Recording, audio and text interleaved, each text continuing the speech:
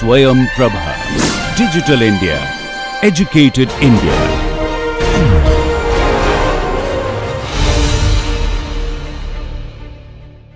Now, you take down this particular tool. Again, I will discuss this when we go towards the demo.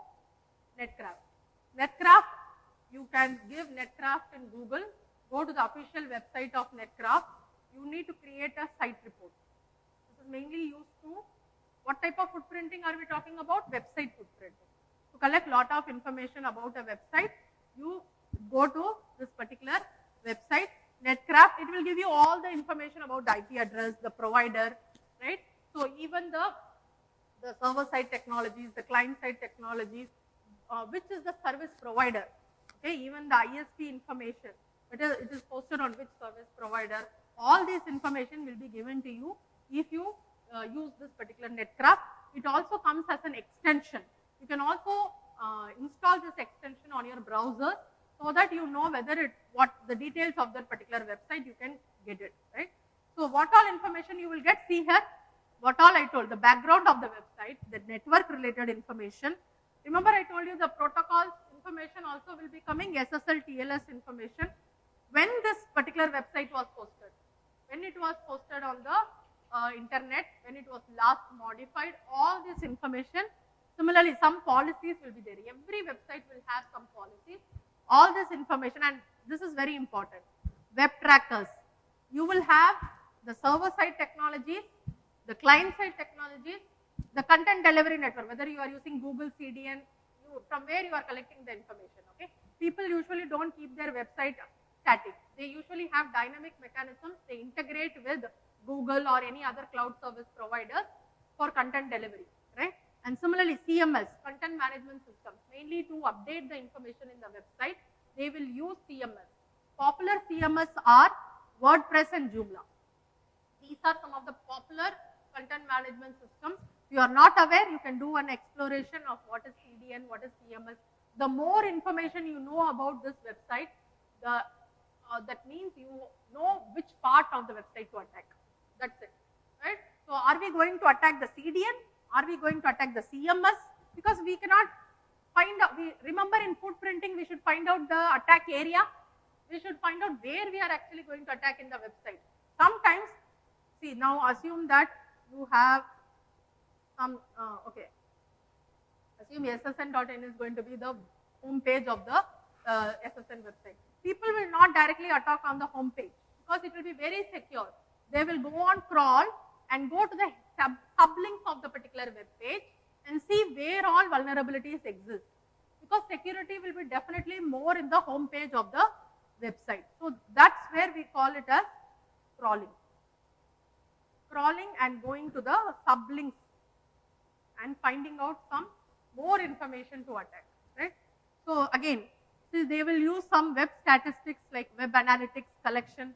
They will integrate with Google and they will try to do some kind of statistical information.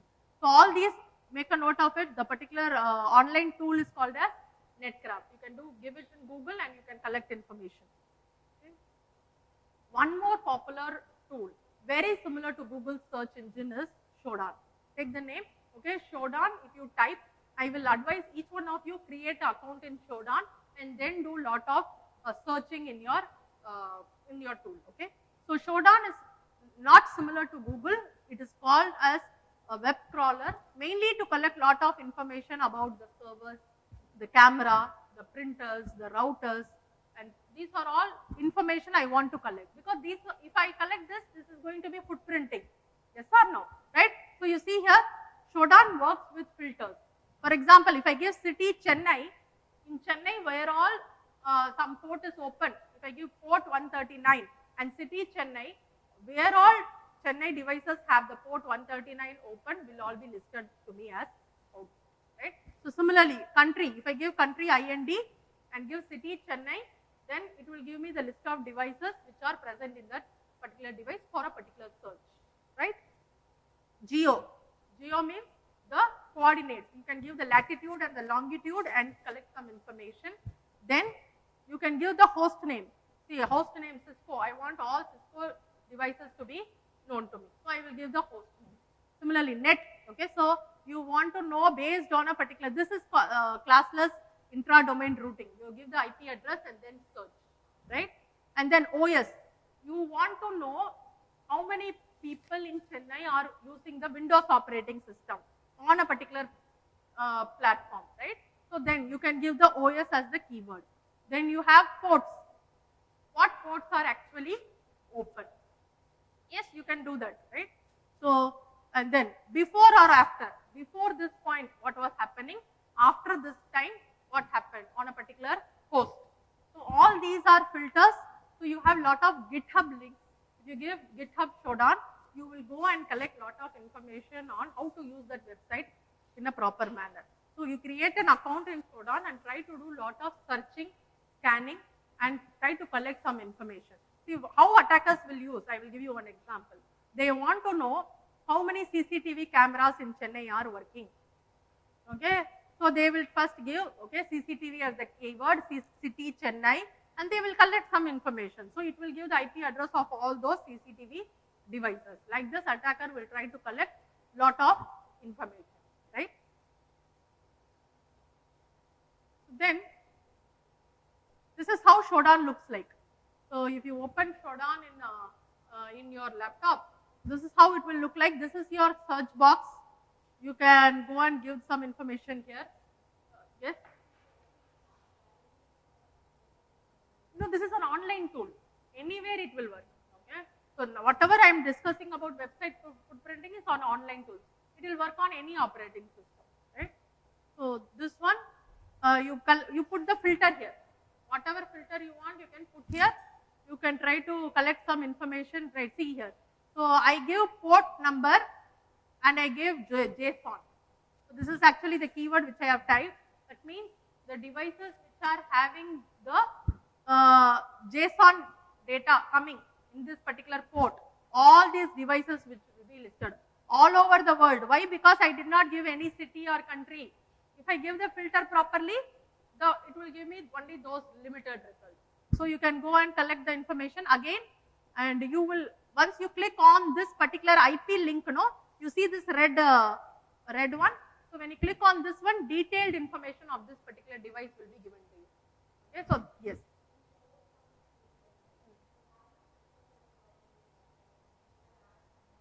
We can, no, only existing filters will work. You cannot customize it. You cannot do it. Okay. So this one you can go where I show you this red click. You can go here and see some additional information. Okay. So one more tool, make a note of it, Census. This is also one more tool to do the website footprinting, right? So Census, again you can put something in your like what is the, I have given some IP address here. You see here, I want the subnets, okay, subnets of this particular IP address. Those devices alone, it is being shown here. So you see here, this is in Windows operating, it is working on Windows. Okay, what is the port which is open? 80 is the port which is open. What is the server which is working on this particular device? IIS 7. Like this, we will collect some information about a particular device. Okay, so here you see, again, even the internet provider, AT&T is a popular internet provider in the US. Okay, so that internet provider is currently working on this particular IP address. So I told you ISP provider information will also be known. So all this information we can collect using the website footprinting tool, right? So one is Shodan, another is Census, right?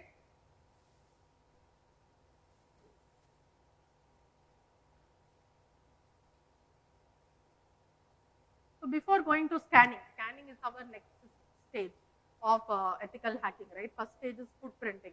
Any doubts? Are you able to follow? Yes?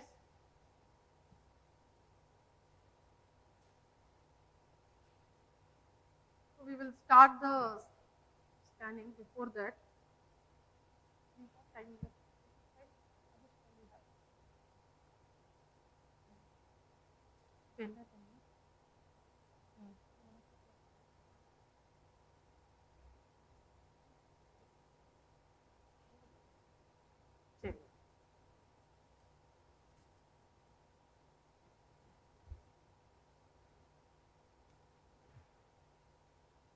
what do you think will be the output of scanning?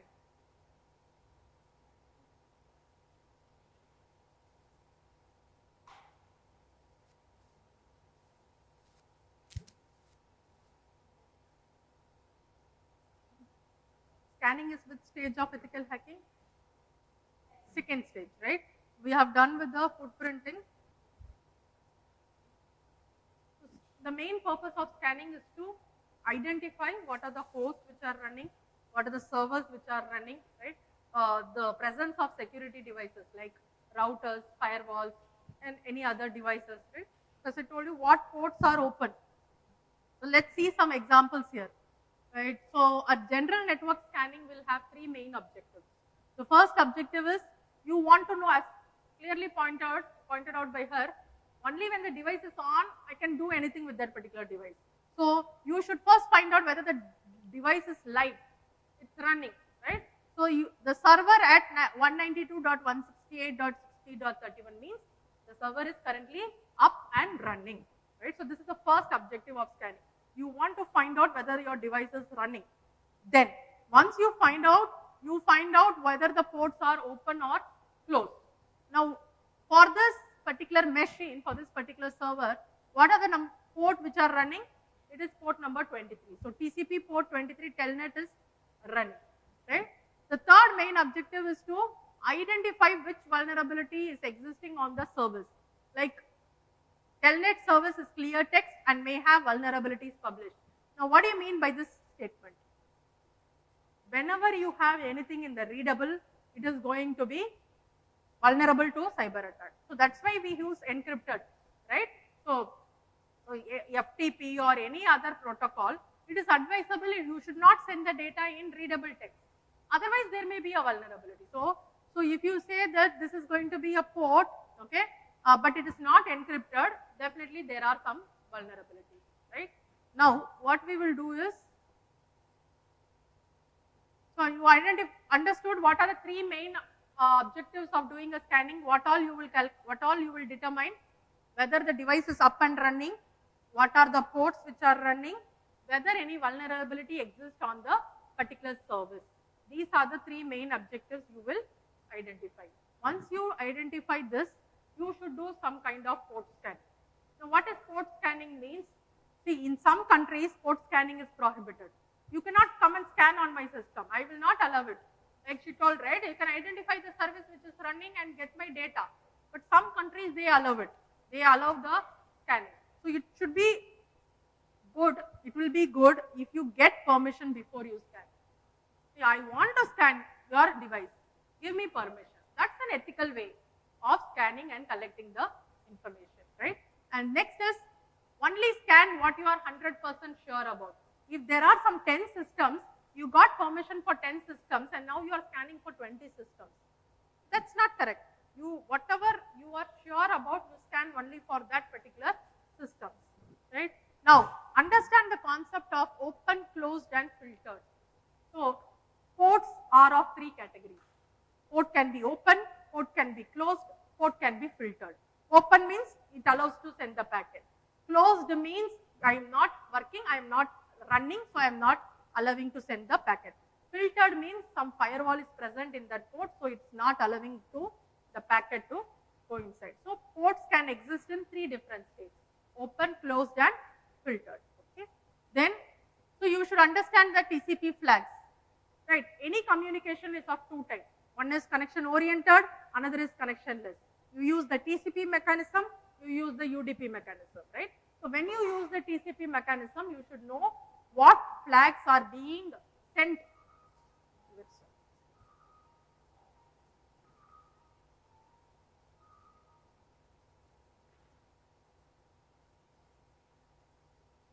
So you should know what flags are being set when you send the, have you heard about this three-way handshake? Yes. Why we need a three-way handshake? To establish a connection between a client and server.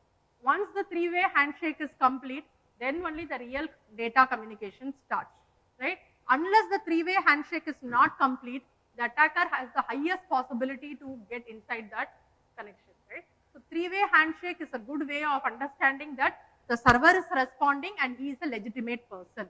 If the three-way handshake itself is not completed means, then you are somewhere in a problem, because the attacker might be the server or the attacker might be the client, right? So you should understand the TCP three-way handshake properly, right?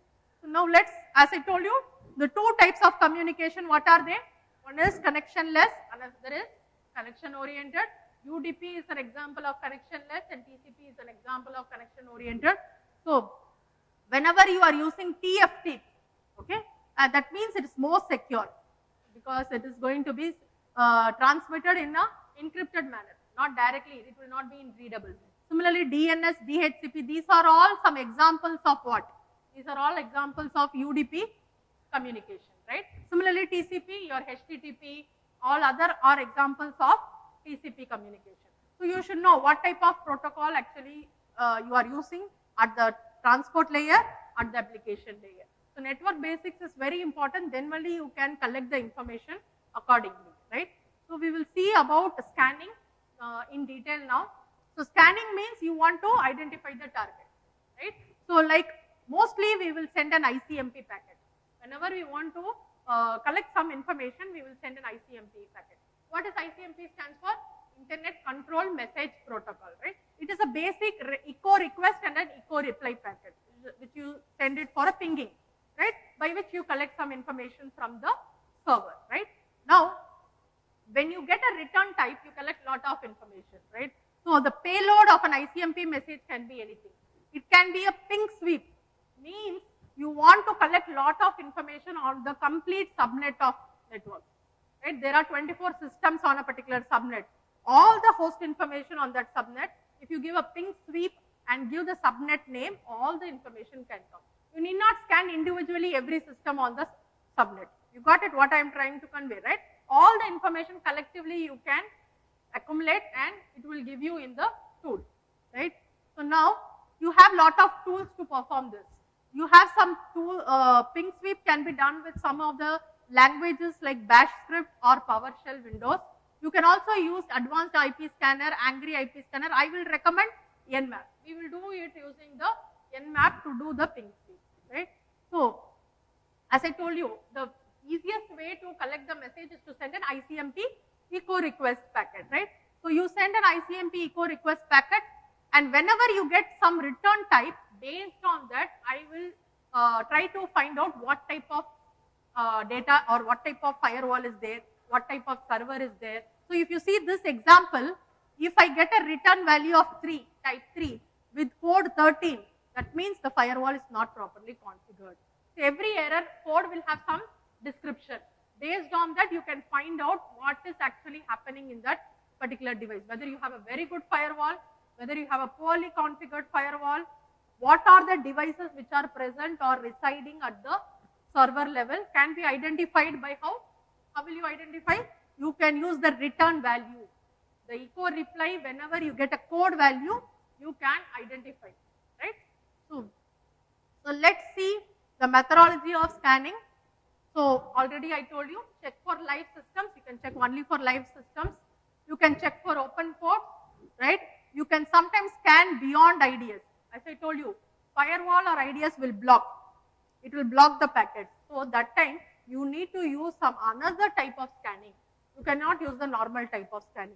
You need to bypass the firewall. So, actually you make the firewall look like you are legitimate, but actually you are not doing a legitimate scan. So, that's called as scanning beyond IDS. How you do is, see, in an organization, the same example which I used, internet is there. Now, firewall is there. Some or not all data will go through the firewall. Some data will bypass the firewall and go. For example, VPN data need not go through the firewall, right? And similarly, some other data can bypass. Okay, assume that there is a proxy. You can use that particular scanning mechanism and bypass the firewall so that your packet is not filtered out, right? So, that is what we talk about scanning beyond IDS. Perform banner grabbing. Already you know this term. Banner grabbing, where we discussed when we talked about the OS fingerprinting. You collect lot of information about the OS. Yes? And then scan for vulnerabilities. You can use tools to look for vulnerabilities. So, there is widely used in the industry Nessus. You can make use of this powerful tool. It is available for all different operating systems, for Windows, for Kali. This is a very good vulnerability scanner. It will identify and give you the list of vulnerabilities on your website or on your application, right? So now, you can also draw the network diagrams. Remember traceroute command? Traceroute command gives you the path. That means the topology completely you can also visualize. What is the topology of your particular the packet, right? Proxies. Why do you use proxies? To bypass. So you to bypass the firewall and send the packet, right? So pen test report. What will be the output of every testing? It will be a report, right? All the findings will be documented in the report and it will be given for the higher officials so that they go through that, right? Now, some of the tools, as I told you, the popular tool is Nmap. We can go with that Nmap. SolarWinds, remember I also discussed about SolarWinds. There are other tools also. HPing is available in hping.org. It comes pre-built inside Kali. It is a very good tool. If you want to explore, you can send lot of different types of packets in HPing. You can create a DOS attack. See, there are different types of flags which are present inside the TCP protocol. I will discuss that. So there are a lot of online tools, and there are also Angry IP Scanner and Advanced IP Scanner are also there. We will discuss that.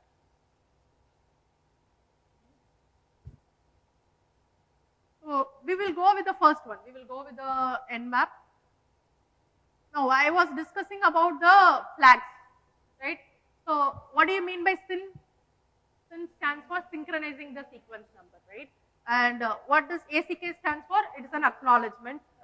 You FIN final bit, okay? This is going to be the final bit which will be used in the fourth step of your handshake. These flags play a very important role in port scanning. If a particular flag is set or reset, you will come to know what is happening in the connection, right? So now if you see RST stands for reset bit, right? PSH stands for push data bit, and URG stands for urgent data bit, which is going to be a high priority bit. So based on these flags, if you set or reset, accordingly, we can have different types of scans which we can execute in our machine. So we will see in the next slide. So already you have come across this, so I will skip this. You know the TCP three-way handshake, right? So you send a SYN packet, you get a reply SYN ACK, right? And there is going to be ACK, right? Now this is the complete connection establishment. Now you are safe. Now you are in a safe zone, okay? Assume that this ACK has not come. Okay, assume that this ACK is not come. Okay, so it's going to be a half open connection. And it is vulnerable to cyber attack. Yes or no? Now any attacker can use this opportunity and send an acknowledgement to this client. Right? So if this make this particular server down and try to send a new packet. So until this acknowledgement doesn't come, the connection is in the half open state. Now it is fully established. Right? So TCP three-way handshake is very important phase. Now we will see some concepts with respect to port discovery. Already you know what is open port, what is closed port. Now with respect to flags, we will see this, right? See, whenever you send a SYN packet, you get a SYN plus acknowledgement, and then you get a reset, you send a reset flag, okay? That means the port is open, okay? However, you see this, what is the basic difference between the first diagram and the second diagram? In the closed port, you send a SYN packet, but you don't get an acknowledgement, you directly send a reset bit. Now this port is in what status? This port is in the closed status, right? So based on the flags which are returned, you will know whether the port is open or whether the port is closed on the server side. So you get a SYN plus ACK, then you send a reset bit flag, so it's going to be the port open status, but the server is directly responding with the reset bit. It means that he is currently not live. He is in a closed status, right? You want to block the port means you have to close the port. Or you can use a firewall. You can use a firewall, right? If you use a firewall on that particular port, I am coming to that, okay? There are some slides where I will tell you, okay? This is the first basic. How to find out whether a port is open, how to find out whether a port is closed. Are you understanding, right? Now, we will see, so if you see here, if the server returns SYN ACK packet, then the port is open. If the server returns the reset packet, then the port is closed, right? So now, as I told you, the communication can be in connection oriented or it can be in the connectionless. Now, TCP port open port scan we saw in the previous slide. Let us see a UDP port scan. Now, what UDP port scan, if you don't get any response, okay, so that means the port is open but it is filtered. That means what? There is some firewall which is actually blocking. So, though the port is open, you don't get any response. Now, here, see here, when you send a packet to a particular port on the server, you get a ICMP error message with type 3 code 3. I told you every ICMP will get an return value with a particular error code. From the error code, we can find out what is actually meaning of that particular packet, right? So now you see here, the port is closed. So what is the basic difference? If you get an ICMP error packet, then the port is closed. If you don't get any response, the port is open, but there can be filtered or not filtered. It depends on how strong firewall is sitting on this particular position. Right? So unless you don't get any error packet, you can assume that the port is open. So this is one way of finding out how the port is, whether the port is open or whether the port is closed. Now coming to her point, even if the port is open, I don't want to send any data. So now what I want to do is, I am checking whether a firewall is present or not on the server side. So you see here, there is an attacker, he is directly sending a probe packet, right? Now if you don't get any response, it means a firewall is present on this target port. That is why it is not sending any response. Whereas if you see here, the attacker is sending a probe packet, if you get a reset packet, that means no firewall is present and you can access the particular port of this particular server. Understanding? So this can also be used to find out whether any firewall exists on the server or not. So the rule is, if the server returns no response, you have a stateful firewall sitting on the server which is doing a proper session management. Whereas if the server is going to return the reset packet, there is no firewall. So this is one way of finding out whether there is a firewall on the server side, right? So as I told you, based on the flags which are set, we have different types of scans which are working. You have null scan. Null scan means all the flags are turned off. Your SYN flag, FIN flag, your ACK flag, all flags are turned off and you send a null scan, right? So if a closed port will always respond to a null scan with a reset packet, right? If no packet is received, then that means the port is open. So this is the interpretation you can get. If there is going to be no packet is coming, what is the status of the port? When you are doing a null scan, then the port is open. However, if you are getting a reset packet, what is the interpretation? The port is closed. So this is an interpretation when you do a null scan. Similarly, if you can do an XMS scan where you set all these flags of your TCP protocol. You set the FIN flag, you set the push flag, you set the urgent flag. Closed port will respond with a reset packet. Okay. FIN scan is there. Similarly, ACK scan is there. There are a lot of other scans which are present. You have TCP scan. Each scan has their own characteristics to collect lot of information from the server, right? So we will talk about the Nmap tool, because this tool is definitely going to be useful for your port scanning. So Nmap stands for Network Mapper. It is going to be mainly used for security auditing, right? So when you do a security auditing, like what all information you can collect, you can do the port scanning, you can do the OS detection. Ping sweep means you can ping and collect information. Version detection. Now this is how it looks like. On the right hand side, if you see the diagram, this is how the Nmap tool will look like. You will give a command, you will give the particular syntax, and can you see here host, services, Nmap output ports, topology, all these, right? So the port number, which is, see, green stands for port which is open, red stands for port which is closed. Okay, so you see here TCP ports are open. So what is the service which is running? What is the version which is running? Right, automatically it will come. Now you will use this particular service and see whether there is any exploit present for that particular service, and you will do the attack in the later part. This is only the port scanning which you will do. Okay, understanding the view of this, you see here. So what are the important information you got from this particular tool? Can you tell me? For a particular host, what all information you got? Yes?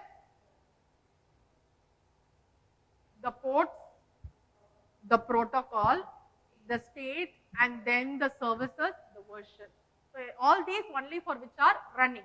Up and running you will be able to collect. Okay? So this is a view of running an Nmap in your Kali Linux. Okay? Nmap is pre-built inside Kali.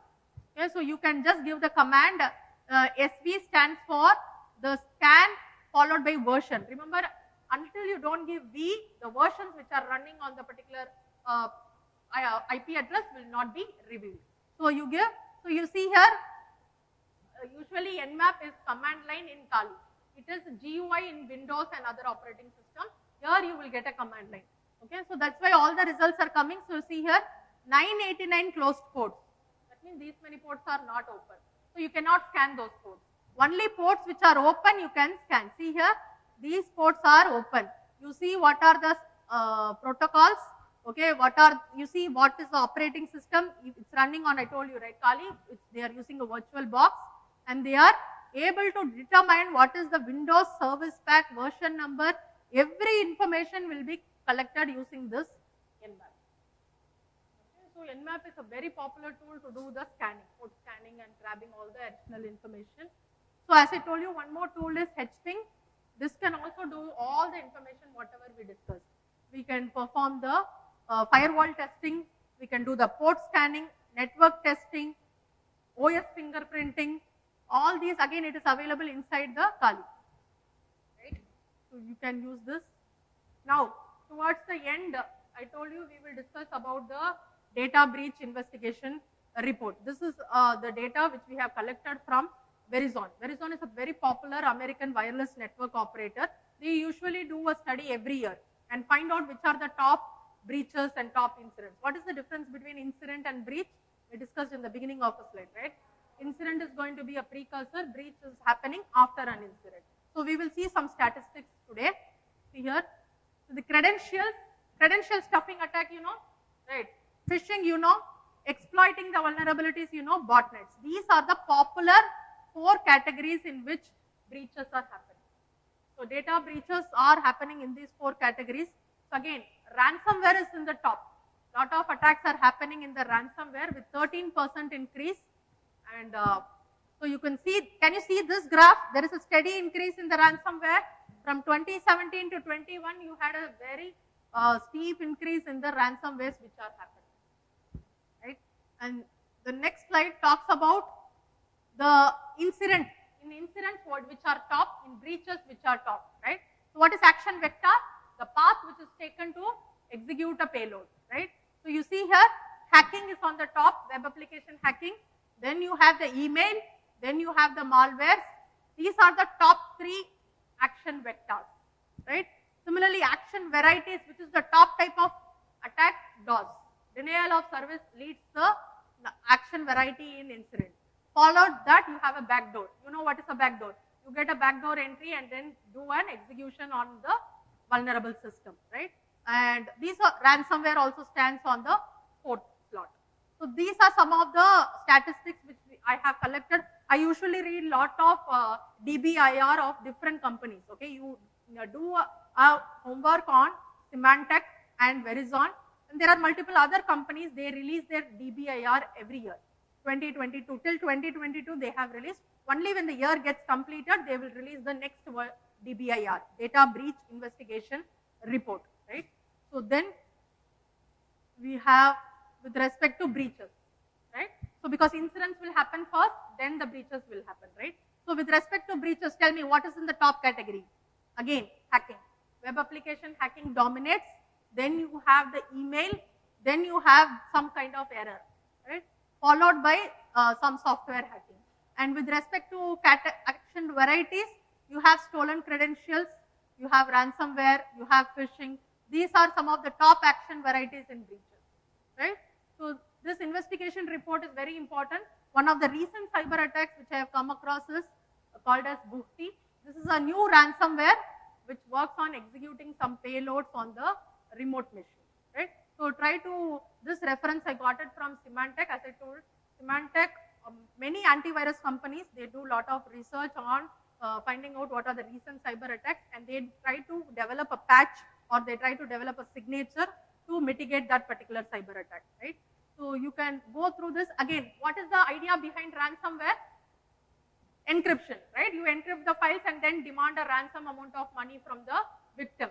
So the encrypted files are appended with a new extension. So until the victim doesn't release the money, those encrypted files cannot be decrypted. So the key will be available with the attacker. So this is the mechanism. So towards the end where we have come, we will discuss about some of the countermeasures before we go. Yeah. How are we going to protect ourselves? You need to do a risk assessment, right? So periodic scanning, periodic monitoring of your organization devices is very important, right? So it is not necessary that at every proper intervals of time, you need to do a penetration testing. It can be quarterly, it can be half-yearly, it can be annual. You need to do a penetration testing and see whether your security controls, what is there today will not be there for the next year. There will be many updates which are coming, right? So you need to be updated. So you need to do a lot of background checks. So you also need to check whether your firewall is working properly. It is dropping all the invalid packets, all the malicious packets, and only allowing only the legitimate packets. Otherwise, the firewall is not working properly. So you need to apply the application layer monitoring.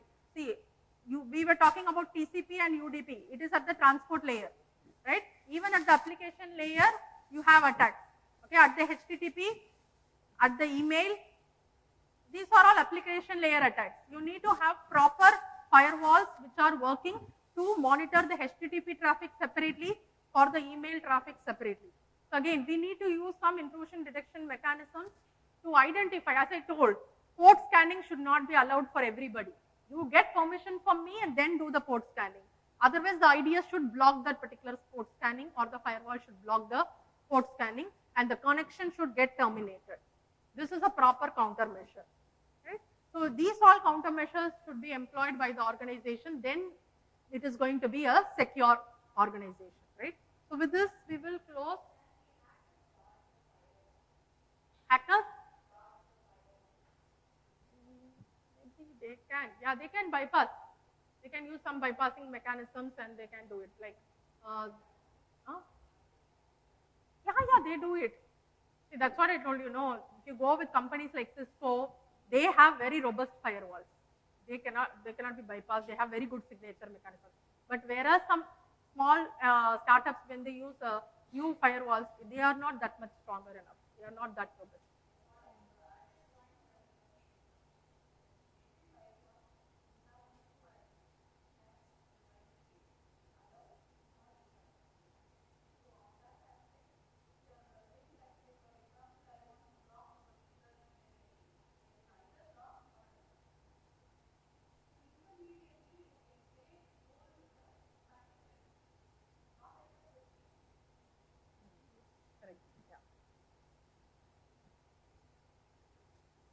So some of the links I want you to go and do the homework today is, please go and visit this OWASP website. It will Open Web Application Security Foundation project. So it will give you the top 10 web application attacks of 2023. You will find out a lot of injection attacks, broken authentication. There are different types of vulnerabilities. And remember, we discussed one methodology called as CKC, Cyber Kill Chain methodology. Similar to that, there is another methodology called as MITRE. This website also gives you the step-by-step how from reconnaissance we can achieve our objective, right? Go and collect the information about the target. And remember, I have talked about lot of online tools, right? Those tools are available inside this ocenframework.com. Then go inside this ocenframework.com and do some exploration on how to collect lot of usernames, how to collect email ID of people. Now I will give you one. People are doing lot of forensics on, say you do forensics on image. If you upload an image, I can give you the location and when this particular photo was taken. So that's kind of image forensics. So you have lot of online tools. You please visit this and collect lot of information about the SOSINT framework. Application.security. We discussed lot of application attacks like SQL injection, cross-site scripting, credential stuffing, phishing, all we have discussed. You can do a simulation in this particular link. It will give you a look and feel of how a real attack happens. Step by step, it will guide you. You can create an account first, like how you do for Shodan.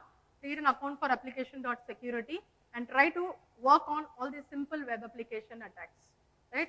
cve.mitri.org and cwe.mitri.org is about the databases, the vulnerability databases. Like she was asking about like how do you know whether there is a vulnerability which exists for a particular service on a particular machine on a particular operating system. So you can give a particular attack like SQL injection. You give the code. It will go inside and give you the list of all SQL injections which have currently happened till 2023 on particular device. If you are targeting the PHP device, you are targeting the Tomcat server. So on that particular server and on that particular programming language, is there any particular vulnerability? You can do an exploration inside the cve.mitre.org and cwe.mitre.org. Okay. So with this, I will close the session. Any other queries?